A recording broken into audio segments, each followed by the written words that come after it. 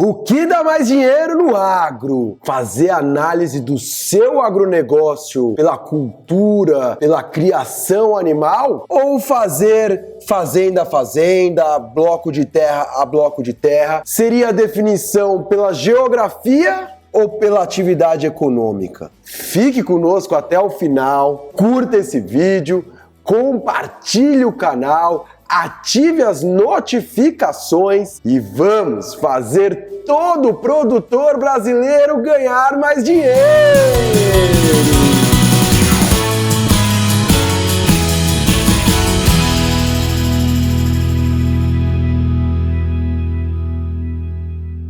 Olá, olá, olá, empresários do campo! Muitos que chegam até nós chegam sob o discurso de que precisa analisar qual fazenda gera mais dinheiro, qual geografia vai trazer mais retorno sobre o investimento para o seu negócio. Mas será de fato a geografia o fator principal para a gente começar a estruturar as análises do seu negócio? Aqui, inclusive, o nosso foco é se preocupar na largada com a arquitetura das suas análises, a arquitetura do que os seus dados vão se parecer não somente esse ano, mas como eles se parecerão daqui a um ano, daqui a 2 anos, porque se você classifica esses dados de maneira imprecisa ou incoerente com aquelas análises que você quer gerar no futuro, por mais que você colete esse dado hoje, a conta vai chegar lá na frente. Então a pergunta que a gente faz aqui para você é: qual das duas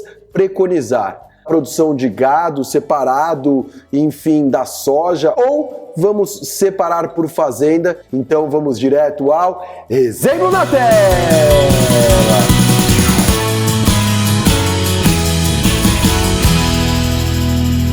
Bom, então, como sempre, aparecendo para vocês 2 placas de trânsito, você vai ter que escolher entre a fazenda A ou a fazenda B. Qual das duas é a melhor? E nesse caso específico, já adianto para vocês, são 2 fazendas que pertencem a o mesmo agronegócio. Mas vamos direto aqui aos resultados finais dessas fazendas. Então aqui esse agronegócio já atento a como classificar os dados separadamente por fazenda, para que ele chegue aí ao resultado dentro dessas análises que ele estabeleceu de cada uma das fazendas de maneira independente. E quais são esses resultados? Resultados de receita, o quanto foi vendido da produção em dinheiro equivalente. No caso da fazenda A, 10 milhões foi esse valor, frente a um custo operacional de 12 milhões. E a produção nossa aqui complicou a vida.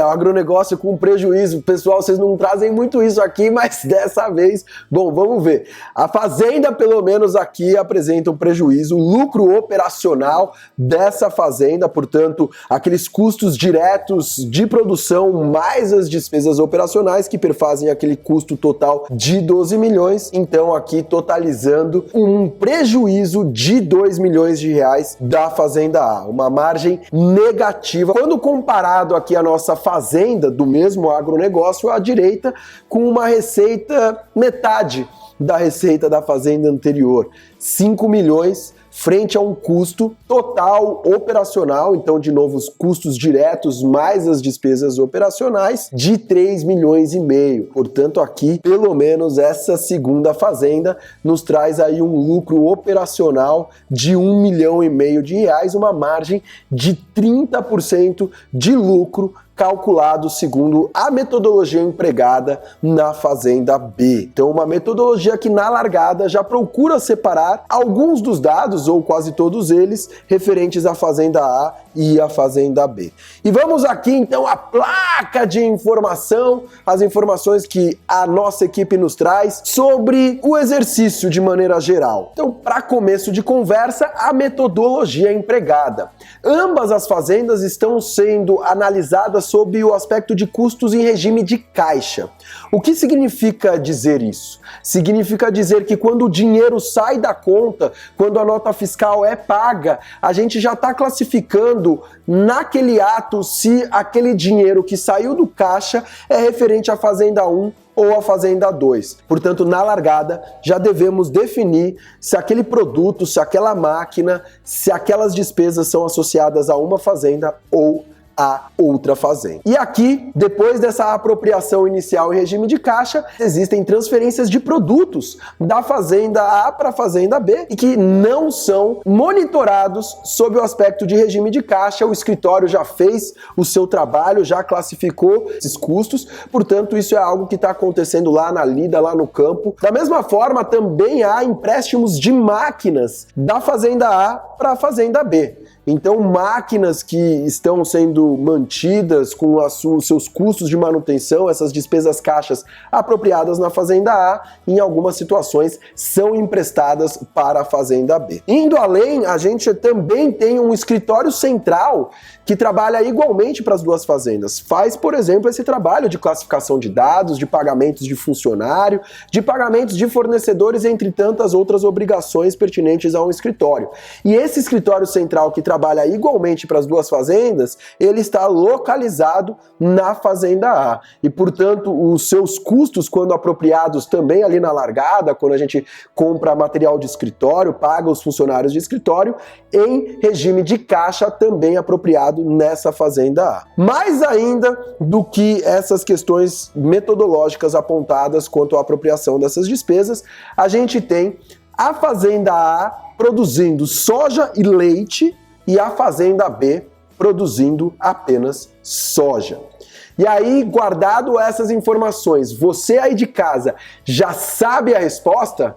Vou chamar o cronômetro na tela, aquela placa de pedágio? Agora não, né? Ainda não. Não, ainda não, gente. Não vamos, porque só com essas descrições, possivelmente, você já está observando algumas imprecisões, algumas divergências, algumas incongruências quanto à metodologia e o resultado final que nós chegamos. E de nada adianta a gente coletar dados, empregar metodologias, se o resultado final não condiz com a realidade para que a gente tome a decisão. Então vamos trazer algumas dessas informações que você está enxergando na tela de maneira mais metrificada, em número, fazenda a fazenda. Então começando aqui, inclusive pela fazenda B, uma fazenda onde só temos a produção de soja, então algo até mais fácil de ser analisado. Temos a receita total de 5 milhões, receitas diretamente advinda da soja. Temos um custo caixa, então aquele custo onde estamos apropriando os valores no ato do recebimento da nota fiscal, na saída do dinheiro, já falamos, este custo é desta fazenda. E também o custo de despesas gerais e administrativas de aproximadamente 500 mil reais, então, naquelas manutenções gerais, até eventualmente um escritório local ali onde a gente precisa processar alguns poucos dados, não aquele escritório central no qual a gente já observou e falou da fazenda A. Aqui, portanto, chegamos a um lucro operacional, já pagos os custos diretos de produção e também essas despesas gerais e administrativas que são operacionais e pertencem ao negócio e não ao produto que em si está sendo produzido, para que a gente atinja aquela lucratividade de 30% da fazenda B que explicitamos desde o princípio. Já do lado esquerdo temos aqueles 10 milhões de receita, aqui advinda da soja mais do leite, e temos 5 milhões e meio de custo caixa. Aqui sim temos uma alta despesa geral e administrativa, embora podemos argumentar que ela está referente à produção nas duas propriedades, embora a metodologia via caixa apropria ela toda à esquerda na largada onde a fazenda está sendo localizada. Temos uma contribuição, portanto, então, esse lucro operacional de menos 2 milhões, o prejuízo, a margem negativa aqui na fazenda A. Quando a gente trata, então, agora abertamente as produções de soja e leite, como que esses números vão se apresentar? Vamos começar pelo leite. 5 milhões de receita, temos aí a separação das notas na largada de 3 milhões para o leite, então esse custo caixa aproximadamente de 3 milhões. As despesas gerais e administrativas nós não vamos colocar atreladas seja ao leite ou à soja, porque, de novo, são despesas para manter o negócio rodando. São as despesas de funcionários administrativos, do escritório central, despesas essas que temos que tomar muito cuidado como de fato são rateadas aí para o produto final, embora a gente quer que o produto vendido, o produto final, pague por tudo dentro do nosso negócio. Então temos aqui um lucro, uma margem de contribuição, uma margem bruta de 2 milhões, aqui uma lucratividade de 40%, essa lucratividade operacional do leite. Na soja temos os mesmos 5 milhões de receita que a Fazenda B, entretanto aqui temos um custo caixa de 2 milhões e meio de reais. Não temos despesa geral e administrativas associadas à soja, pelo aquilo que já falei. Temos um lucro de 2 milhões e meio aqui nessa soja, o que vai perfazer uma margem de 50%, essa margem de contribuição da soja. Você já pode estar fazendo as suas avaliações, mas aqui vamos só copiar e colar praticamente todos os dados aqui da fazenda para a soja em si, na Fazenda B, excluindo obviamente a despesa geral e administrativa, mantendo aí 2 milhões de lucro de contribuição e uma margem de 40% da soja na Fazenda B. E aí pergunto para vocês, cronômetro na tela, vamos para a Fazenda B ou para a Fazenda A? O que você de casa escolhe? 3, 2, 1... Passou o pedágio! E aí, qual das duas fazendas mantemos? A fazenda da esquerda ou a fazenda da direita? Ou nenhuma, como talvez seria a recomendação da Perfarm. De fato, é um agronegócio que gera prejuízo, gente. A gente não pode tomar qualquer decisão de longo prazo, uma decisão estratégica dessa magnitude, olhando somente para um período, para um ano, como é o caso aqui. Mas se esse resultado se mantém, se perpetua no longo prazo e a gente não consegue reduzir as despesas gerais e administrativas, por exemplo, a gente teria de buscar alternativas. Inclusive despesas gerais e administrativas essas que a gente vai ver daqui a pouquinho são bem problemáticas em grande parte das fazendas brasileiras. Mas aqui, gente, não temos respostas, não temos recomendação. O que temos é uma comparação da Fazenda A com a Fazenda B, como eu falei, um agronegócio que nesse caso está gerando prejuízo.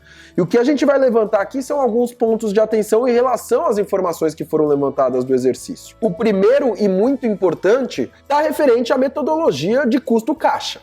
Quando nós estamos olhando para um custo caixa, apropriando essas despesas quando elas entram na fazenda, o dinheiro está saindo, a gente não está contabilizando aquelas transferências de produto entre Fazenda 1 e Fazenda 2, a Fazenda A para a Fazenda B. Ele não caracteriza um custo em competência, ele não caracteriza se tem produtos em estoques que foram deixados para o próximo ciclo de produção ou produtos em estoques que foram consumidos de períodos anteriores. Então a gente vê na prática isso acontecendo em muitas fazendas, onde tende-se a ter uma avaliação por fazenda na largada, até porque muitas vezes a contabilidade fiscal exige talvez algo pela inscrição estadual, fazendas localizadas em diferentes estados, pela matrícula da fazenda, mas aqui para uma análise de eficiência operacional, a metodologia já fica prejudicada na largada. Nesse caso específico, como a gente verbalizou lá no início, nós temos mais transferência da Fazenda A para a Fazenda B, portanto, no mínimo a gente consegue inferir que aquele custo caixa da Fazenda A talvez esteja superestimado. A Fazenda A representa uma eficiência operacional, principalmente quando nós estamos olhando somente a soja, bem melhor que a Fazenda B. Então nós já temos também uma segunda conclusão de que quando a gente analisa só sob o aspecto de fazenda, a gente está mascarando a eficiência operacional em vias de fato. A nossa capacidade de transformar semente, fertilizante defensivo em sacas de soja,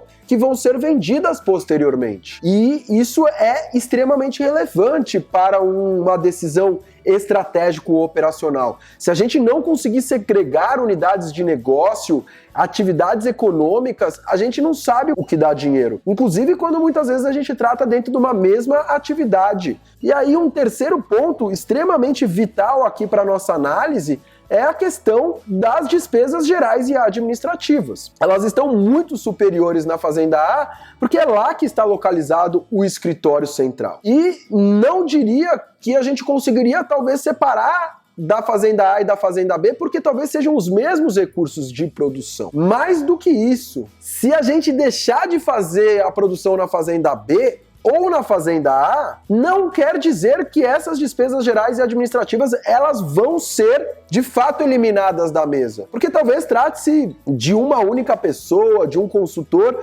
que a gente não consegue viver sem uma das fazendas. Não é porque eu vou eliminar uma das fazendas que eu vou eliminar essas despesas gerais e administrativas. Quando a gente está fazendo somente um rateio simples, deixa eu pegar esses 6,5 milhões e dividir pelas fazendas, a gente ignora que o que está trazendo valor adicional para o nosso negócio é a margem de contribuição de cada cultura, e não um rateio simples, simplesmente para dizer aonde a gente vai contabilizar aquele valor, se é na fazenda A, B, ou se é no produto acabado soja ou produto acabado leite. Então é importantíssimo, e isso vai remeter às aulas de despesa fixa e variável, que já tivemos várias por aqui, mas é algo extremamente relevante para sua tomada de decisão do dia a dia.